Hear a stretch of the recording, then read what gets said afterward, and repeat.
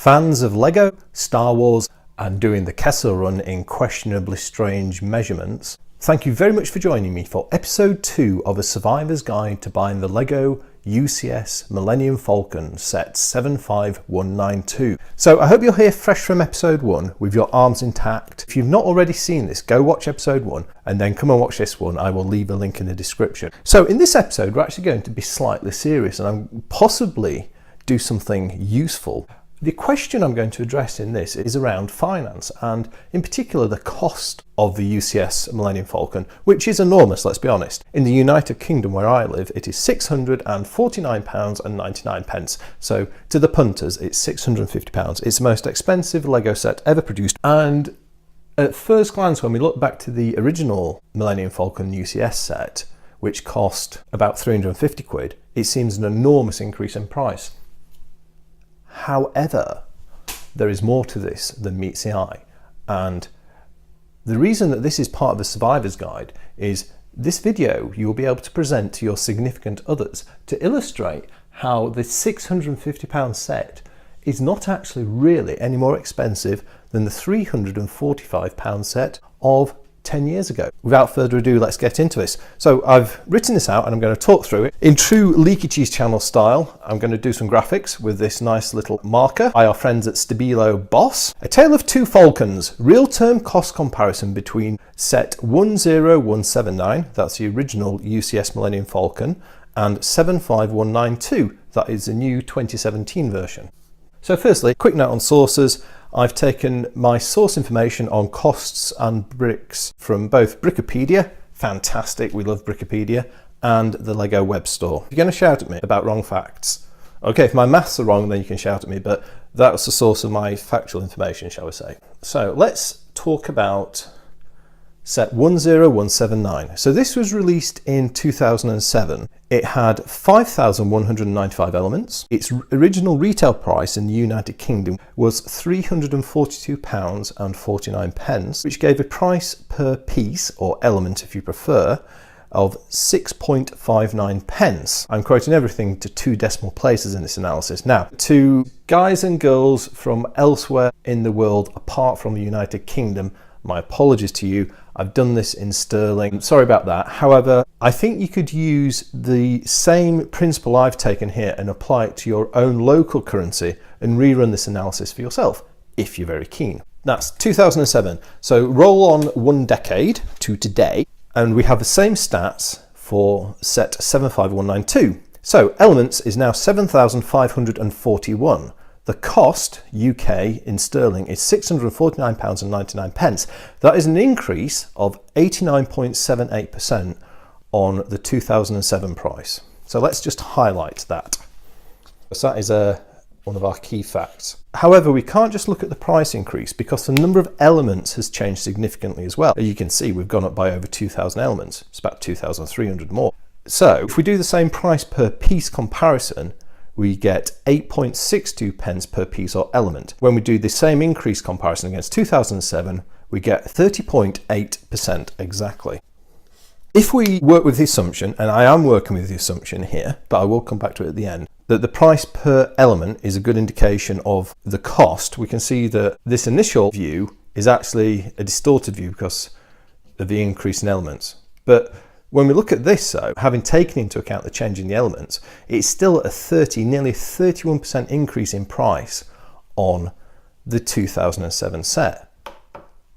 Or is it? Let's move our thinking forward a bit. So what I've then done is to compare the 2007 cost versus the 2017 cost. And what I've done is I've adjusted the price of the 2007 set for inflation. Because we're partway through 2017, I can't actually account for 2017 inflation. And what this shows us is the following. So when we adjust the original retail price from 2007, 342.49, up to 2016 inflation, we actually get £436.08. I've used the Bank of England inflation adjustment tool on their website. And note that this is a slight underestimate because there is no 2017 effect. but it will do for this analysis. Okay, so let's now think about what the change in elements was again. The increase in elements was 2,346, which was a 45.16% increase. This is where we begin to tease out the truth. If we then look at the cost increase after the inflation effect has been accounted for, it's this amount, which is £213.91. The £213 has been derived by deducting 436 and 8 pence from 649.99. After inflation, that is a real term increase. That's 49.05% uplift on 2007. So let's just highlight a couple of key facts again here. So we've got the inflation adjusted price for set 10179. We have the element uplift percentage, and then we have a cost uplift after inflation has been accounted for. What I'm going to do next is say, if we take into account the inflation adjusted price and the change in elements, what would this set have been? What this then led me to was to making a calculation to say, if we took this inflation adjusted price and the element uplift and work out a cost, what would 75192 have worked out at? And we get a very interesting number, £633.01. So in other words, accounting for inflation and the changes in elements on the 10179 version, calculating that through would give us a cost for 75192 of £633.01, which then led me to this conclusion. Therefore, the real term cost increase to the customer is actually only £16.97, because we're comparing £633 and a penny to £649.99. So, and that's actually 0.25% of the 2017 price. That's really small, and as I'm going to argue, is possibly inconsequential. The great news for you guys and girls is if you're buying this and you have a significant other or someone who thinks it's overpriced compared to the original, you've got a nice mathematical argument to justify your case. However, it's not just the numbers. There are some qualitative effects that we want to consider as well, because it's not quite as simple as that. We've got some more very fancy graphics here. Firstly, factors that could influence the 2017 price. So these are things outside of what I've measured. Firstly, increased packaging. The volumetric size of this set is about double the original, so that means more packaging costs, as simple as. If you buy from a store and you get this nonsense, then there's maybe 10, 12 pounds of packaging there alone. The next soft increase in price is a larger manual. So the original manual I think was around 300 pages and new one is 500. That's more printing. So that is an increased cost. Now this next one I'm not sure about. I've put it in because it is something that is relevant. Compared to 2007, Lego has a much larger store network in 2017, which means more cost overheads. It's a bigger business as well, which means more cost overheads. So that must put cost into the set. And then the final thing, or the final factor that influences the cost that I can't account for here, is what is Lego's actual production cost. We know since 2007 Lego has outsourced more and more production overseas, and the only reason they would do that would be to reduce production costs by exploiting cheaper labour, or to put it another way, by tapping into the opportunity of lower wage economies. I don't know what the effect is, but for me that would reduce the cost of the 2017 set relative to the 2007 set. What we've got there is we've got a few things working to increase cost and one working to reduce cost.